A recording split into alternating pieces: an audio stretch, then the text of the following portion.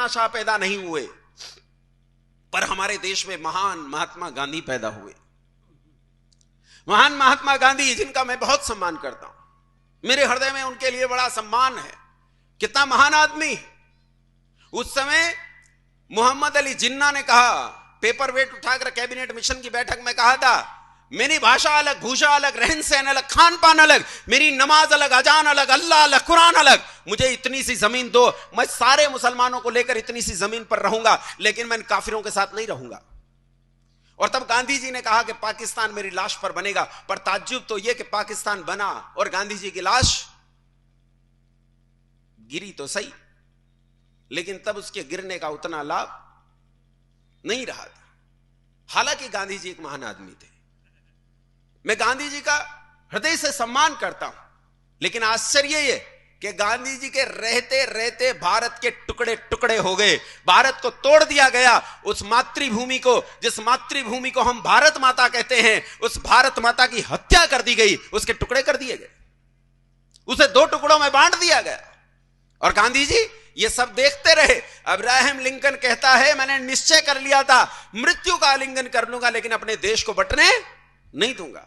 लेकिन यहां तो देश बटा, देश बटा। किसने बांटा देश?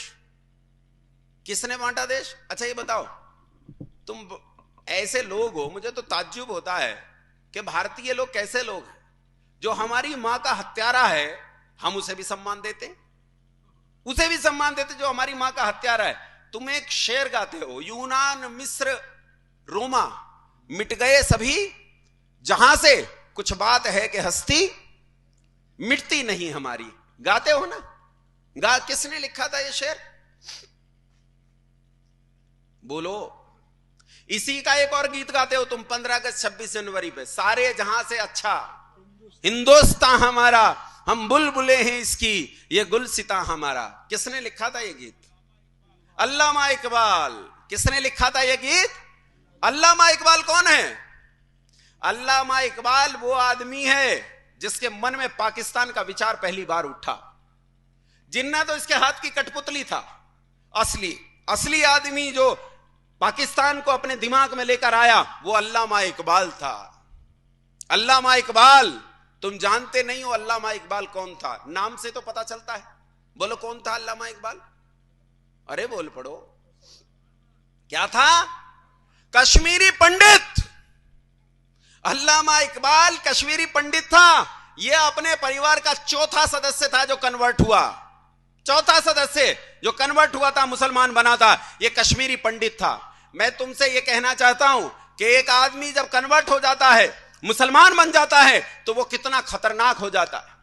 वो अल्लामा इकबाल जिसकी पीढ़ियां वेद पाठ करते करते बीती, जिन्होंने वेद के लिए अपने जीवन और घर दांव पर लगा दिए, जिन्होंने अपनी पीढ़ियों को वेद के लिए कुर्बान कर दिया, जिन्होंने इस सनातन धर्म के लिए अपने तिल कर अपने परिवारों को बर्बाद किया, जिन्होंने इस हिंदू जाति के लिए अपना खून बहाया, अपनी पीढ़ियों को तपाकर नष्ट कर दिया, उन्हीं का बच्चा जब धर्म परिवर्तन करके मुंह पर कूंची जैसी थाड़ी थाम लेता है, तब वो ऐसा देशद्रोही होता है कि अपनी ही मातृभूमि के टुकड़े को टुकड़े करने से डरता नहीं। अल्लामा इकबाल ने गीत लिखा, क्या लिखा बोलो? सारे जहां से गाओ गाओ। तुम तो गाते हो, शर्म नहीं आती है? शर्म नहीं आती है इसे गाते हुए कि जिसने हमारी मातृभूमि के टुकड़े किए उसका गीत गाते? बोलो आज के बाद गाओगे? बोलो गाओगे? और कोई गा रहा हो तो बोलो, उसे रोको, और रोकने की ताकत ना हो तो वहां से चले जाओ। लेकिन यह गीत उस आदमी ने लिखा जो देशद्रोही था। इस आदमी ने इस गीत को जाकर पाकिस्तान में बदल दिया था। वहां जाकर इसने इस गीत का नाम रखा कौमी तराना, और गीत को बदल दिया। वहां उसने गाया, सारे जहां से अच्छा पाकिस्तान हमारा, मुस्लिम है हम वतन है पाकिस्तान हमारा। तेगों के साए में, तेग समझते हो? तेग समझते हो? तलवार। तेगों के साए में हम पलकर बड़े हुए हैं, खंजर हलाल का है कौमी निशान हमारा, चीनो अरब हमारा, हिंदुस्तान हमारा, मुस्लिम है हम वतन है सारा जहां हमारा। उसने गीत बदल दिया। ये किताब पढ़ने की जरूरत नहीं है, तुम्हारे हाथ में मोबाइल है, विकिपीडिया पर जाओ, टाइप करो कौमी तराना, तुम्हें कौमी तराना पूरा लिखा मिलेगा। ये तो 1-2 शेर मैंने सुनाए, 10 से ज्यादा शेर हैं इसमें। कौमी तराना पाकिस्तान में खूब गाया जाता है। अब तो किताब की जरूरत नहीं, विकिपीडिया पर सब उपस्थित है, हम पढ़ना ही नहीं चाहते। इस मोहम्मद अली जिन्ना ने इस भारत के 2 टुकड़े कर दिए। और बंधुओं, जब जिन्ना ने यह सोचा कि इस टुकड़े कैसे किए जाएं, और उसने घोषणा कर दी कि मैं पाकिस्तान लेकर रहूंगा, अगर तुम आसानी से नहीं दोगे तो डायरेक्ट एक्शन से लूंगा। डायरेक्ट एक्शन का मतलब सीधी मारकाट से लूंगा। तो बंगाल में गवर्नर, बंगाल का मुख्यमंत्री माफ करना, जिसका नाम था सोहरावर्दी ने इस जिन्ना के उस डायरेक्ट एक्शन को अमली जामा पहनाया।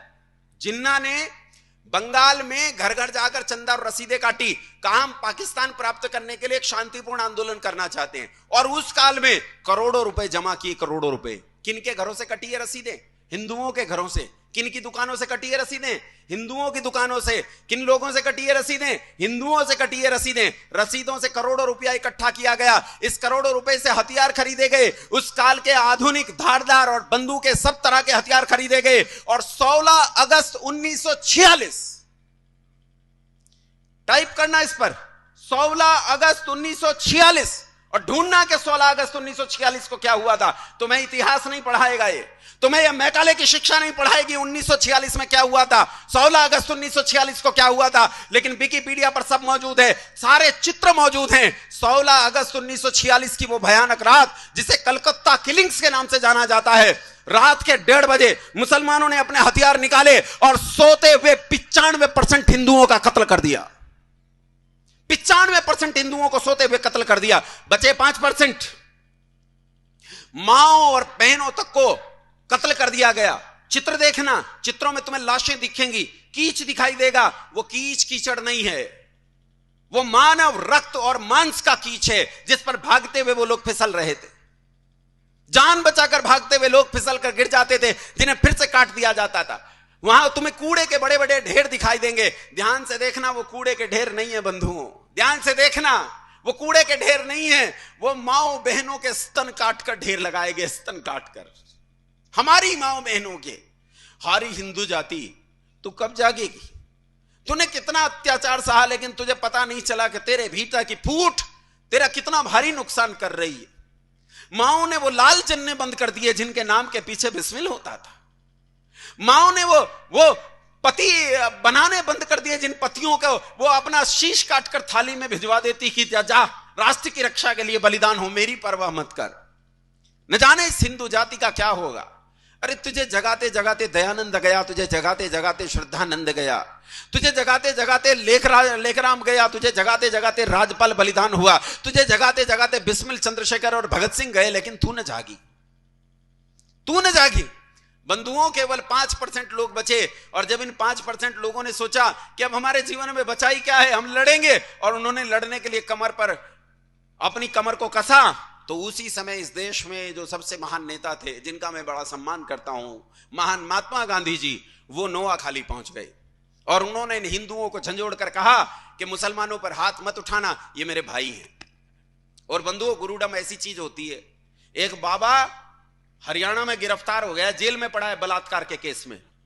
उसके चेले आज भी उस जेल के चारों तरफ प्रदक्षिणा करते हैं, पानी का छिड़काव कर करके उन्होंने जेल की दीवारें गला दी।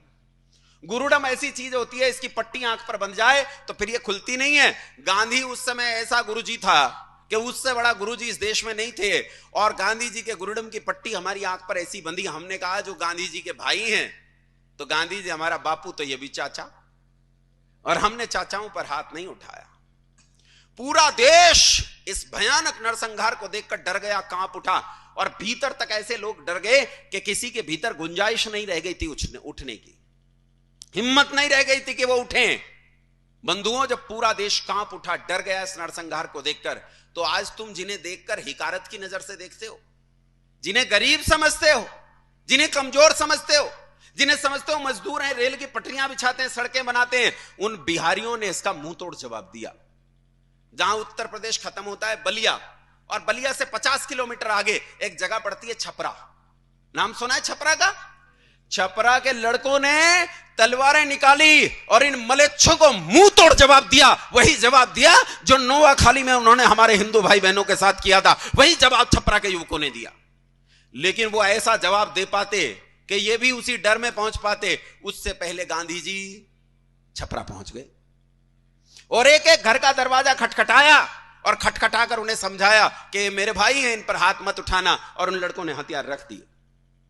लेकिन ये आग, ये युद्ध, ये फैल गया बिहार से उत्तर प्रदेश, उत्तर प्रदेश से पंजाब, पंजाब से दिल्ली, और दिल्ली से पंजाब के रास्ते होता हुआ पाकिस्तान वाले उस पंजाब में जा पहुंचा, लाहौर रावलपिंडी में। भयानक मारकाट मची। गांधी जी पूरे देश में घूमते रहे और उन्होंने हिंदुओं को हथियार उठाने से साफ मना कर दिया। 7 महीने के भीतर भीतर इतिहास बताता है 22 लाख हिंदुओं का कत्ल कर दिया गया। 22 लाख लोगों का कत्ल कर दिया गया। और बंधुओं, गांधी जी तो महान है, आपको पता ही है।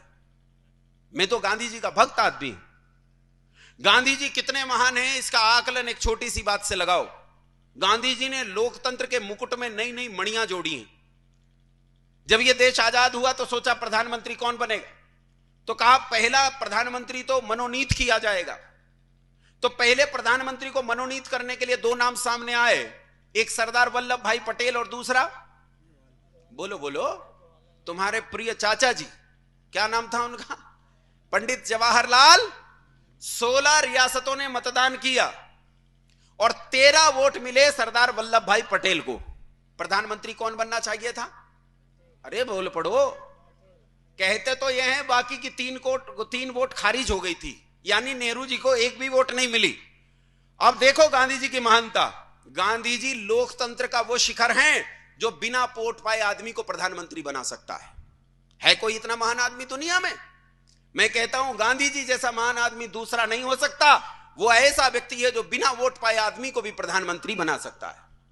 बंधुओं, गांधी जी के खिलाफ इस पूरे देश में एक ऐसी भावना फैल गई कि लोग गांधी जी को देखना पसंद नहीं करते थे। गांधी जी जब नोआखाली गए तो स्त्रियों ने अपनी चूड़ियां फोड़कर, अपने घर में बोतलें और कांच की बोतलें और कांच का सामान फोड़कर गांधी जी के पांव में फेंक दिया। फूल नहीं बिछाए, गांधी जी के पांव में कांच फेंक दिया, लोहा फेंक दिया। जहां जहां गांधी जी गए लोगों ने इन पर थूका। यह स्थिति हुई। लेकिन बंधुओं, गांधी जी के खिलाफ इस भावना ने एक परिस्थिति पैदा कर दी कि लोग गांधी जी की हत्या कर देना चाहते थे। गांधी जी की हत्या हुई कौन सी तारीख में? अरे बोल पड़ो, 30 जनवरी को। कौन सी तारीख को हत्या हुई? और पहला हमला कब हुआ गांधी जी पर? 20 जनवरी में।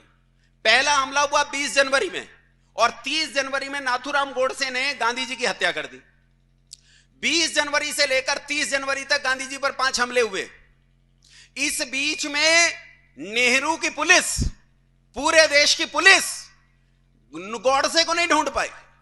वो गोडसे को ढूंढ नहीं पाए कि गोडसे कहां है, और गोडसे ने 30 जनवरी को आकर हत्या कर दी गांधी जी की। लेकिन सुनो, गांधी जी की हत्या होते ही 12 घंटे के भीतर भीतर बिना किसी इलेक्ट्रॉनिक मीडिया के, बिना किसी सोशल मीडिया के, बिना प्रिंट मीडिया के कुछ विशेष फैलाए, पूरे देश में पता चल गया गांधी जी के चेलों को कि नाथूराम गोडसे कौन है, किस जाति से है, चित्पावन ब्राह्मण कौन होते हैं, ये महाराष्ट्रियन चित्पावन ब्राह्मण कहां कहां रहते हैं, पूरे देश में इनके गांव कहां कहां हैं। और पूरे देश में चित्पावन ब्राह्मणों का नरसंहार शुरू हुआ। ऐसा भयानक नरसंहार शुरू हुआ कि चित्पावन ब्राह्मणों को ढूंढ ढूंढ कर मारा गया। उसी रात में 50 चित्पावन ब्राह्मणों को महाराष्ट्र में मौत के घाट उतार दिया गया। 15 को पुणे में मौत के घाट उतार दिया गया। नारायण सावरकर के घर पर हमला हुआ, पत्थरों से हमला करके नारायण सावरकर की जान ले ली गई। वीर सावरकर के घर पर हमला हुआ, उन्हें किसी तरह बचाया गया। पूरे देश में ब्राह्मणों का ऐसा नरसंहार हुआ कि हजारों हजार लोगों को रातों रात मौत के घाट उतार दिया। किन लोगों ने? अहिंसा के पुजारियों ने। अहिंसा महान है, गांधी जी महान है। गांधी जी मर गए। गांधी जी के मरने की जब बात आती है तो गांधी जी की हत्या का जिक्र आता है। और बंधुओं, जब भी किसी हत्या का जिक्र आता है तो उसके हत्यारे का नाम भी हत्या के साथ आता है। हां के ना? हां के ना? जब रावण की हत्या का जिक्र आता है तो मर्यादा पुरुषोत्तम भगवान श्री राम का नाम आता है। जब कंस की हत्या का जिक्र आता है तो योगी राज श्री कृष्ण चंद्र का जिक्र आता है। और बंधुओं, जब गांधी की हत्या का जिक्र आता है तो हुतात्मा नाथूराम गोडसे का जिक्र आता है। गोडसे ने हत्या करके गलती की, और जो आदमी हत्या करता है वो हत्यारा है, उसे फांसी चढ़ना चाहिए। बोलो हां के ना? हां ना बोल पड़ो। फांसी मिलनी चाहिए कि नहीं? गोडसे को फांसी मिली, गोडसे को फांसी हुई, गोडसे को फांसी पर लटका दिया गया, मार दिया गया। लेकिन मैं पूछना चाहता हूं, जिसने हत्या की उसे फांसी होनी चाहिए कि नहीं? हां ना बोलो, हां ना बोलो। और अब मेरे प्रश्न का उत्तर दो। 7 महीने के भीतर जो 22 लाख हिंदू मरे, उनकी मौत का जिम्मेदार कौन? कौन है उनकी मौत का जिम्मेदार? क्या उस आदमी को फांसी नहीं होनी चाहिए? लोग कहते जी वो तो मर गया, बहुत दिन की बात हो गई। अरे वो तुम्हारे दिल में जिंदा है, वो तुम्हारी करेंसी पर जिंदा है, वो तुम्हारी सरकार में जिंदा है, वो तुम्हारे राजनेताओं में जिंदा है, वो इस जनमानस में जिंदा है और मेरे जैसे भक्तों के हृदय में जिंदा है। और बंधुओं, ये जहां जहां जिंदा है वहां वहां इस आदमी की हत्या होनी चाहिए, जिस आदमी ने 22 लाख लोगों का कत्ल किया। बोलो हां के ना? विरोध करो अगर मैं झूठ बोलता हूं तो, विरोध करो मेरा अगर मैं झूठ बोलता हूं।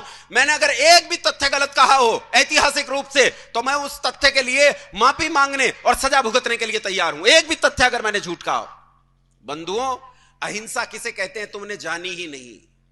अहिंसा प्रतिष्ठायाम तत्सन्निधौ वैरत्यागः। ऋषि पतंजलि कहते हैं अहिंसा किसे कहते हैं। अहिंसा प्रतिष्ठायाम तत्सन्निधौ वैरत्यागः किसे कहते हैं? वैर का त्याग करने का नाम अहिंसा है। हम किसी से वैर नहीं करते, लेकिन न्याय का उल्लंघन नहीं करते। अगर न्याय उल्लंघन हो रहा हो तो हम खड़ग निकालते हैं। भगवान राम जो अहिंसा को गांधी जी से ज्यादा अच्छे से जानते थे, भगवान राम जिनका जीवन मर्यादाओं की परिधि में बंधा हुआ था, उन्होंने रामायण जैसा भयंकर युद्ध लड़ा। अगर वो अहिंसक न होते तो क्या वो ऐसी गलती कर सकते थे? बंधुओं, अहिंसा किसे कहते हैं? कारण न हो तो चींटी जैसे छोटे प्राणी को भी दुख नहीं देना, लेकिन कारण हो तो लाखों लाख मनुष्यों का वध कर देना भी क्या कहलाती है? क्या कहलाती है? भगवान श्री कृष्ण। समय हो गया क्या? अच्छा, मुझे लग तो रहा था कि संचालक महोदय बहुत देर से अंगड़ाई ले रहे हैं, मैं समझ नहीं पाया। भगवान श्री कृष्ण, उन्होंने महाभारत जैसे युद्ध का नेतृत्व किया। बंधुओं, यदि कारण हो तो लाखों लाख मनुष्यों का वध कर देना भी क्या कहलाती है? अहिंसा कहलाती है। एक सिद्धांत तुम्हारा गड़बड़ हुआ और तुम्हारा देश 3 टुकड़ों में बट गया। पिछले 270 साल में भारत के 13 टुकड़े हुए हैं। अगर तुम अब भी नहीं जगे तो इस भारत के अभी भी लोग नारे लगा रहे हैं, भारत तेरे टुकड़े होंगे इंशाअल्लाह इंशाअल्लाह। इसलिए चेतो, जागो, समझो कैसे हम इस देश को बचाएं। रात्रि में चर्चा करूंगा। जो लोग कल आए थे और इस समय भी आए, उनकी रात्रि में बात ज्यादा समझ में आएगी। और जो घंटे छोड़ रहे हैं, जो पीरियड्स में बंक मार रहे हैं, जो क्लास के समय चाट खाने चले जाते हैं, उनकी बात कम समझ में आएगी। लेकिन रात में बताऊंगा कि इस राष्ट्र की वास्तविक समस्या का समाधान क्या है। बहुत धैर्य से इतनी देर तक आप लोगों ने मुझे झेला, उसके लिए बहुत धन्यवाद। आप सभी को सादर प्रणाम।